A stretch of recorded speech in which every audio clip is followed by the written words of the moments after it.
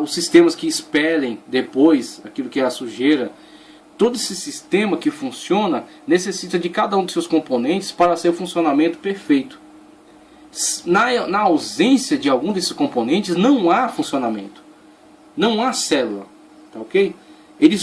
A célula só existe na existência de todos os componentes ao mesmo tempo, para que funcionando consigam produzir energia e a energia alimente a vida da célula e a vida dos tecidos, a vida dos seres, a vida de toda a constituição do ser formado por essas células, por essas mesmas células. Então não é possível o entendimento de um processo no qual cada um desses mecanismos foi sendo gerado à parte e, encontrando-se em determinado momento da história, passaram a constituir a célula. E tudo isso desenvolvendo-se aleatoriamente sem orientação. Não é possível chegarmos a esta concepção, a esse entendimento, só se negarmos a lógica e adotarmos o mito da ciência ateia. Tá ok? Então, todo esse sistema, na sua complexidade, necessita de cada um dos seus componentes para o seu funcionamento. E eles têm que estar presentes ao mesmo tempo. Se não estiverem, não existirá vida. Então, logo, vemos que cada um, no seu papel, na sua função, na sua importância dentro do sistema, foram criados para isso mesmo. Foram constituídos para isso mesmo. Por isso funcionam e por isso estão até hoje funcionando.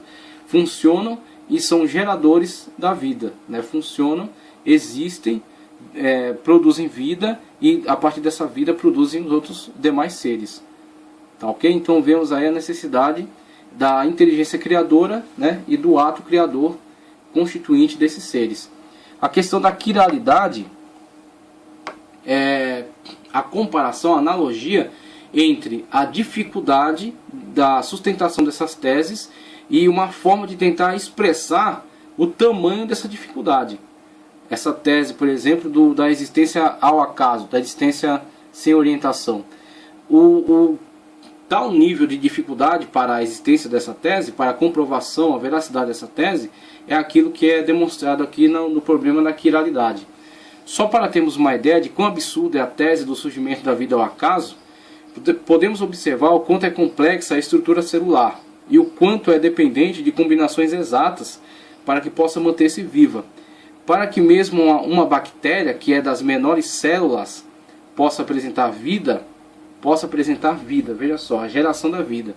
Todos os componentes têm que funcionar simultaneamente para poder haver a geração da vida, tá certo? Alimentação, oxigênio, tá certo? Energia, tudo isso é absorvido, transformado, né? Acontece a fusão dentro da célula, é expelido aquilo que sobra do processo e tudo isso acontece simultaneamente. Tem que haver todos os componentes para haver esse processo simultâneo. Para que mesmo a bactéria, que é das menores células, possa apresentar vida, são necessárias combinações extremamente exigentes e compostas tais como aminoácidos e proteínas, que em determinado momento, sem nenhuma orientação, digamos assim, deveriam apresentar as combinações corretas, sem falhar com nenhuma cadeia de centenas de ligações, a fim de formar a primeira molécula de vida, conforme exige a combinação genética do DNA e do RNA. Só para ter uma ideia, seria como girar uma moeda 100.000 vezes e em todas obter exatamente a mesma face. Esse é o mesmo nível de complexidade para se poder comprovar a tese do surgimento da vida ao acaso. Se assim fosse possível, poderíamos então girar esta moeda 100.000 vezes e obter a mesma face. Seria o mesmo grau de dificuldade, tá ok? Seria o mesmo grau de dificuldade. Por isso que Norman Geisler escreveu aquele livro, Não Tenho Fé Suficiente para Ser Ateu. Porque tem que chafurdar em fé cega, tá certo? Tem que chafurdar em fé irracional para se admitir esse tipo de possibilidade. Não fé racional, tá certo? Mas uma fé irracional. Não aquela fé que Paulo nos ensina na carta aos Romanos, né? Agora, colocando aqui num exemplo mais simples, para entender melhor a importância da quiralidade, imagine se a célula fosse como um motor de um carro.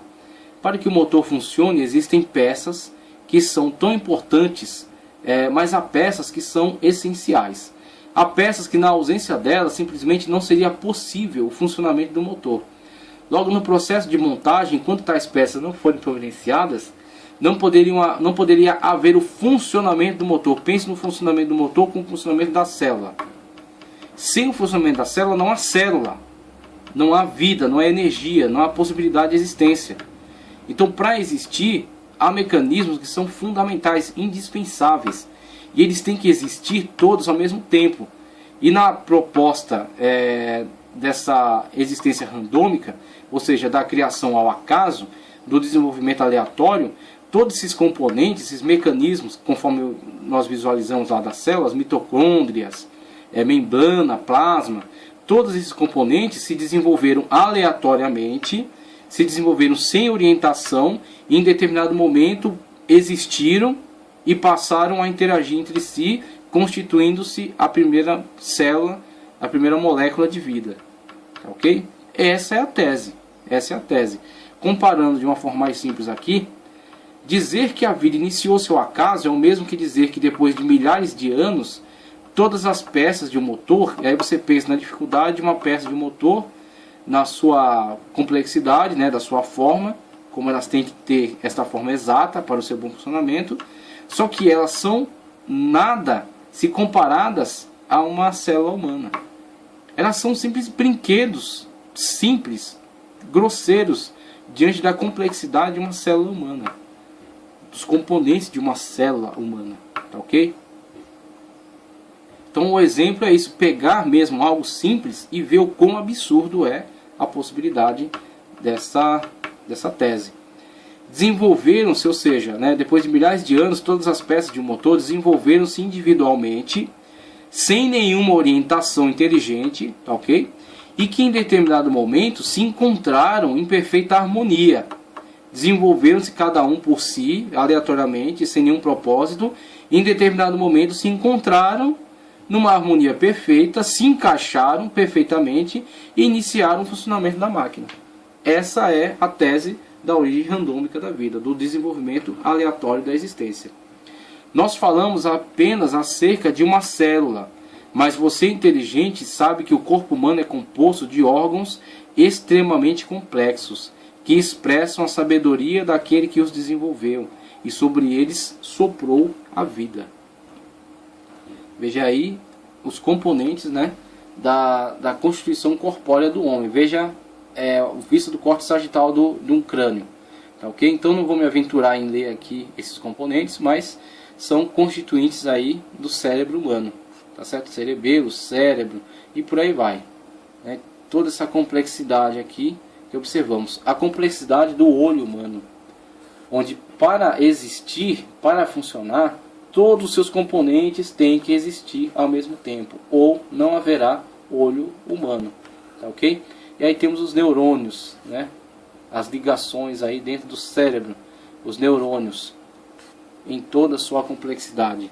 Isso aqui é o homem, tá certo? A ciência honesta estuda e constrói um mundo melhor, constrói mais possibilidades, constrói meios de viver melhor, de melhorar a saúde, melhorar o desenvolvimento para o homem.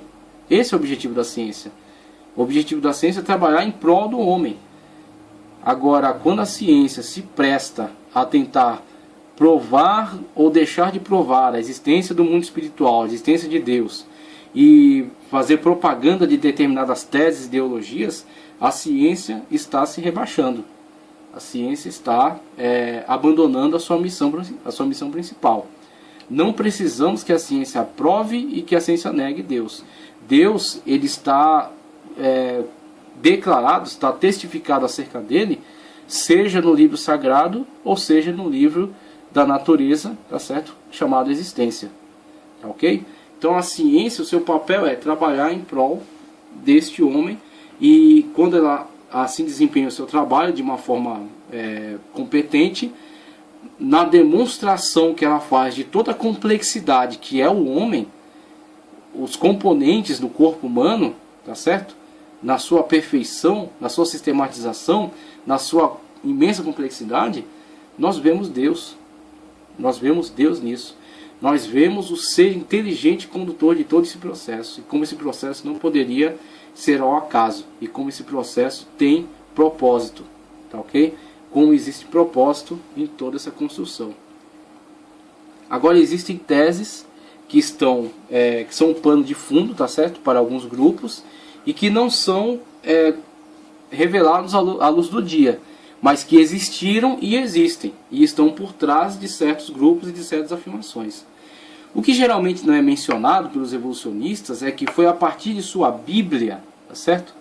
O livro Evolução das Espécies, ou seja, o livro chamado A Origem das Espécies, de Charles Darwin, que o primo do mesmo, que se chama Francis Galton, lançou as bases de uma controversa tese científica chamada eugenia. E a partir de tais ideias, os estudos de seleção natural, o mais importante mecanismo, tá, chamada seleção natural, o mais importante mecanismo de evolução das espécies, passou a ser aplicado nos estudos sobre as sociedades.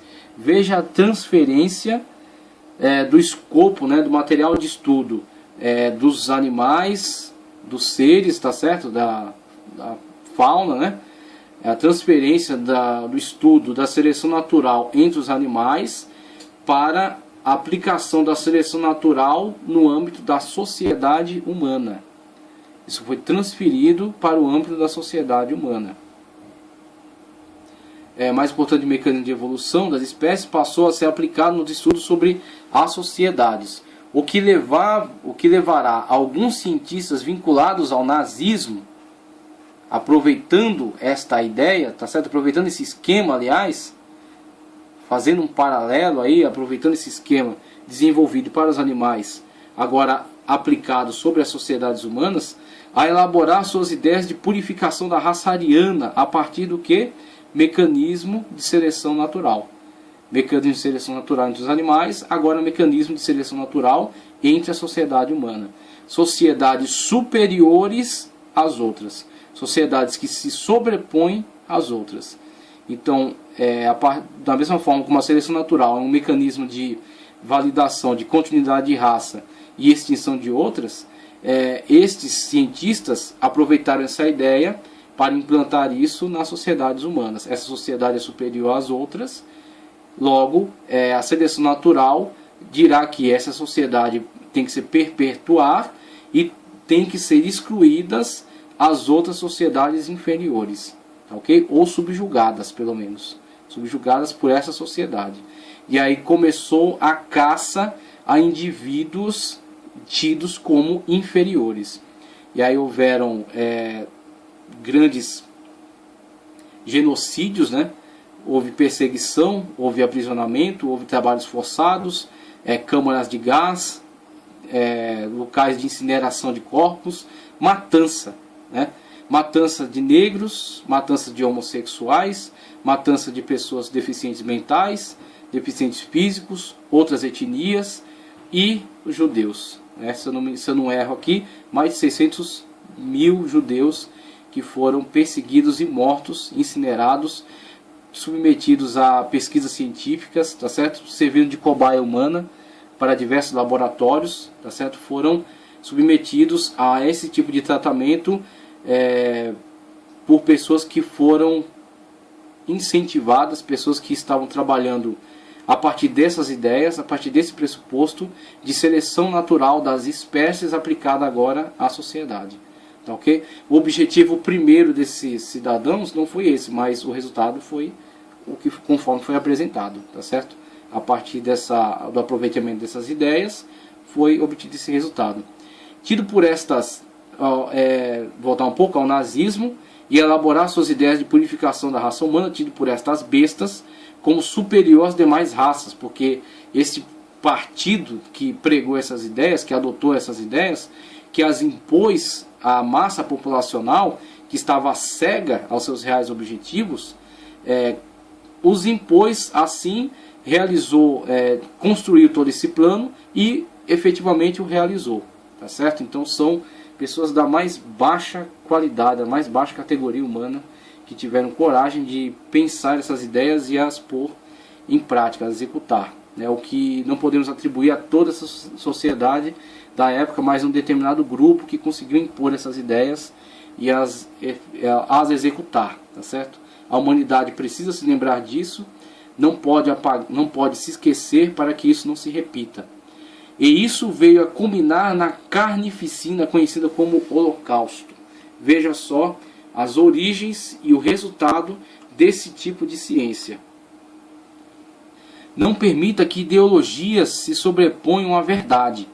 Cristo nos libertou por meio da verdade. É por meio desta verdade que podemos levar outras pessoas a serem também libertas pelo Senhor. Desde que você esteja convicto acerca da verdade e também esteja considerando a importância em não permitir que falsas ideologias desanimem a sua fé, tá certo? E das pessoas que estão à sua volta. A fé, que é um mecanismo de interação do homem com o sobrenatural. O homem se liga com o sobrenatural, o homem entende a revelação bíblica, o homem entende a existência de Deus a partir do mecanismo de fé. Agora, a fé não pode ser distorcida por ideologias. Se a fé é distorcida, se a fé é subjugada por determinadas ideologias, ela torna-se uma fé cega e os homens passam a acreditar em coisas das mais absurdas possíveis. Tal absurdo chegou na época do nazismo, quando os homens entenderam que determinadas etnias são superiores às outras e por isso têm o direito de caçá-las e de extingui-las. Mecanismo de seleção natural aplicado às sociedades humanas. Este é um grande mal, certo? Este é um grande mal que foi realizado e foi incentivado por isso. Então isso tem que ser sempre lembrado para que seja sempre evitado.